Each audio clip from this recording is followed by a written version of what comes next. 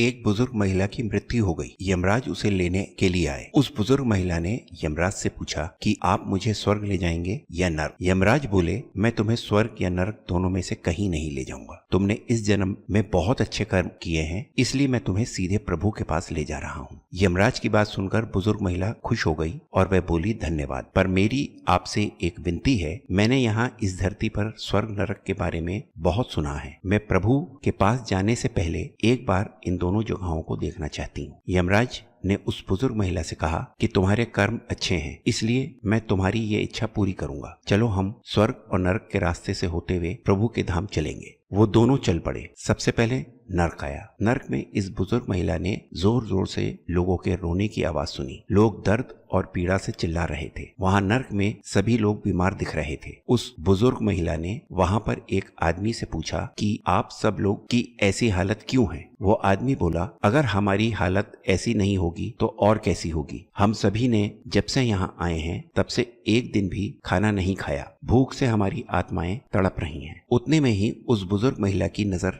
एक बड़े से पतीले पर पड़ी, जो कि लोगों के कद से करीब 500 फीट ऊंचा होगा। उस पतीले के ऊपर एक विशाल चम्मच लटका हुआ था। उस पतीले में से अच्छी खुशबू आ रही थी। बुजुर्ग महिला ने उस आदमी से पूछा कि इस पतीले में क्या है? आदमी ने जवाब दिया कि यह पतीला स्वादिष्ट खीर से हर समय भरा रहता है। उस आदमी की बात सुनकर बुजुर्ग महिला ने तुरंत उससे कहा कि इसमें खीर है तो आप लोग पेट भर के ये खीर खाते क्यों नहीं? भूख से क्यों तड़प रहे हैं? वो आदमी निराश होकर बोलने लगा कि कैसे खाएं? यह पतीला 500 फीट ऊंचा है और हम में से कोई भी उस पतीले तक नहीं पहुंच पाता है। उस बुजुर्ग महिला को उन सब लोगों पर तरस आ गया। वो सोचने लगी, बेचारे खीर का पतीला होते हुए भी भूख से बेहाल हैं। शायद भगवान ने इन्हें यही दंड दिया होगा। यमराज ने बुजुर्ग महिला से कहा कि चलो, हमें देर हो रही है, अब हमें चलना चाहिए। दोनों चल पड़े। कुछ ही देर चलने के बाद स्वर्ग आया। स्वर्ग में उस महिला को सबकी हंसी की आवाज सुनाई दे रही थी। वहाँ पर लोग काफी खुश थे। उन सभी को खुश देखकर बुजुर्ग महिला भी बहुत ज्यादा खुश हो गई। पर ये क्या, वहाँ स्वर्ग में भी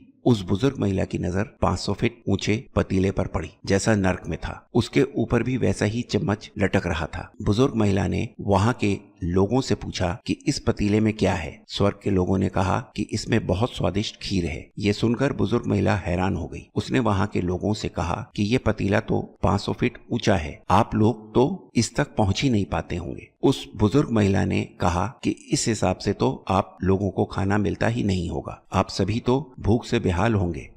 मुझे आप सब लोग फिर भी इतने खुश क्यों लग रहे हो? ऐसा कैसे हो सकता है? स्वर्ग में सभी लोग बोले, हम सभी लोग इस पतीले में से पेट भर के खीर खाते हैं। ये सुनकर बुजुर्ग महिला बोली, पर कैसे? पतीला तो बहुत ऊंचा है। स्वर्ग में सभी लोग बोले, तो क्या हुआ? पतीला ऊंचा है तो यहाँ पर कितने सारे पेड़ हैं। ईश्वर ने पेड़, पौधे, नदी, झरने ये सब उपयोग करने के लिए ही तो बनाया है। हम सभी ने मिलकर इन पेड़ों की लकड़ी ली, फिर उसको काटा, फिर लकड़ियों के टुकड़ों को जोड़ के विशाल सीढ़ी का निर्माण किया। अब उस सीढ़ी के सहारे हम पतीले तक पहुंचते हैं और सब मिलकर खीर का आनंद लेते हैं। ये सब सुनकर वो बुजुर्ग महिला यमराज की तरफ देखने लगी। यमराज मुस्कुराए और बोले, ईश्वर ने स्वर्ग और नरक मनुष्यों के हाथों में ही सौंप दिया है। चाहे तो अपने लिए नरक बना लें, चाहे तो अपने लिए स्वर्ग। ईश्वर ने सबको एक समान हालतों में डाला है। वहाँ नर्क में भी पेड़ पौधे सब थे, पर वो सब लोग खुद की आलस की वजह से भूखे तड़प रहे थे। उन्हें खीर हाथ में चाहिए थी। वे कोई कर्म नहीं करना चाहते थे। स्वर्ग और नरक दोनों हमारे हाथ में ही हैं। अगर हम अच्छे कर्म करें, ईमानदारी से मेहनत करें, तो अपने जीवन को स्वर्ग बना सकते हैं। दोस्तों, उम्मीद करता हूँ आपको हमारी कहानी पसंद आई होगी। कहानी पसंद आई हो तो वीडियो को लाइक करें। चैनल